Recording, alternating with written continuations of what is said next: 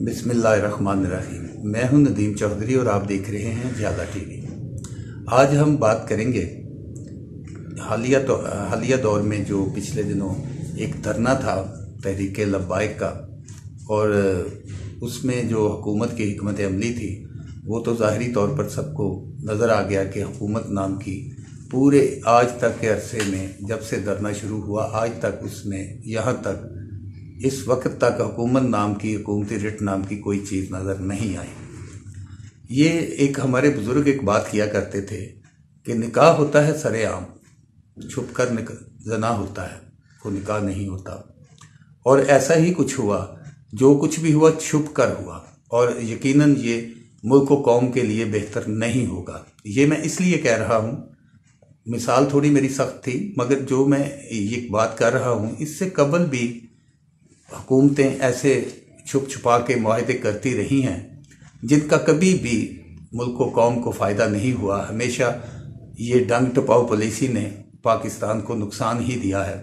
इसमें आप कान इधर से पकड़ लें, उधर से पकड़ लें, मुफ्ती मुनीबुर रहमान साहब गरज रहे हैं, और दूसरी जानब हुकूमती बेंचों पर उनके कप्तान ने उनको कहा है कि आपने इस पर कोई बात नहीं करनी, लिहाजा वहाँ पे पिन ड्रॉप साइलेंस है।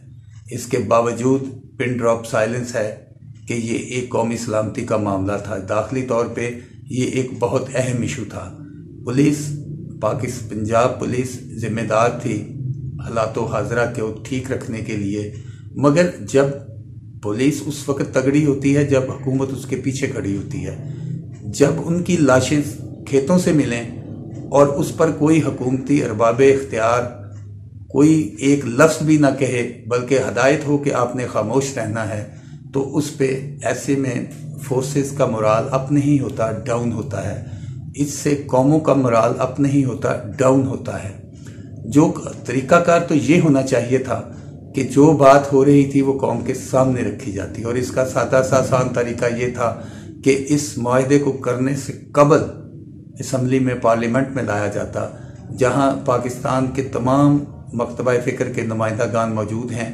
वो बैठकर इस पर बात करते और फिर उसको कंसेंसस के साथ उसको पास किया जाता और मुआहदा कर लिया जाता। मगर अब जंगल में मोर नाचा किसने देखा वाली सूरत हाल है।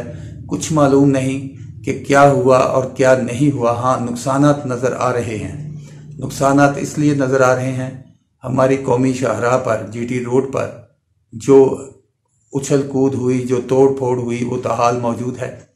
नुकसानात हुए, नुकसानात के बाद कारोबारी तौर पे लोगों को नुकसान हुआ। सड़कें वहाँ खंदकें खोदी गईं, जिन पुलों ने आइंदा 20 साल तक काम देना था उनको नुकसान पहुंचाया गया। मगर उस पर क्या हुआ, ये AP तक एक बंद कूजा है जिसमें कुछ मालूम नहीं कि अंदर इसके क्या है। ये ऐसे रवैये जो होते हैं वो तकरीबन पाकिस्तान में पहले भी, जैसे मैंने अर्ज़ किया, होते रहते हैं, मगर इस हुकूमत ने जो रवैया अख्तियार किया वो इसके स्लोगन, इसके नारों के बरक्स था। और इसके जब ये मामला स्टार्ट हुआ तो उस वक्त भी इस हुकूमत ने इंतहाई न तजर्बेकारी का सबूत देते हुए वुज़रा तहरीके लब्बाइक पर संगीन इल्ज़ाम आयद करते रहे। भारतीय फंडिंग का उन पर इल्ज़ाम लगाया गया, उन्हें भारतीय एजेंट करार देने की कोशिश की गई, और पता नहीं क्या क्या उन पर इल्ज़ामात बिला सोचे समझे लगाए गए, जिसकी वजह से बाद में जब इस हवाले से कोई मुआहदा हो रहा था तो वहाँ पे फिर इन वुज़रा को बाहर निकाला गया। क्यों निकाला गया, ये एक बड़ी हैरान कुन बात है कि तब्दीली और मदीना की रियासत बनाने का दावा लेकर इक़्तिदार में आने वाले इस कदर कमज़ोर साबित हुए हैं कि वो अभी तक अपनी पोजीशन भी वाज़ेह नहीं कर सके कि उन्होंने किया क्या है। और इन्होंने सिर्फ ये, इनकी नातजर्बाकारी है, यही नातजर्बाकारी इनके आगे भी ना सिर्फ इनके लिए नुकसानदेह होगी बल्कि मुल्क व कौम के लिए भी नुकसानदेह होगी। अभी आप देखें, अभी इलेक्शन होने वाले हैं लाहौर में, ज़िमनी इलेक्शन है NA 133 का, वो भी ज़राए बता रहे हैं कि शायद ही हों, क्योंकि हुकूमत इस पोजीशन में नहीं है कि वो कोई ऐसा इकदाम कर सके जहां अवाम के पास जा सके और अवाम से राय ले सके। इसलिए ये कयास है कि आने वाले दिनों में क्योंकि नवंबर में मौलाना खादिम रिजवी मरहूम की भी बरसी है, इसलिए शायद हुकूमत इस पोजीशन में ना हो कि वो वहाँ पे ज़िमनी इलेक्शन करवा सके। बड़ी हैरान कुन बात एक और देखने में आई है, अगर इन्होंने किसी कौमी इदारे के साथ लड़ना हो तो वज़ीर आज़म अपनी कबीना इजलास में उन्हें कहते हैं कि तमाम वज़रा मुत्तहद होकर वहाँ जाएं।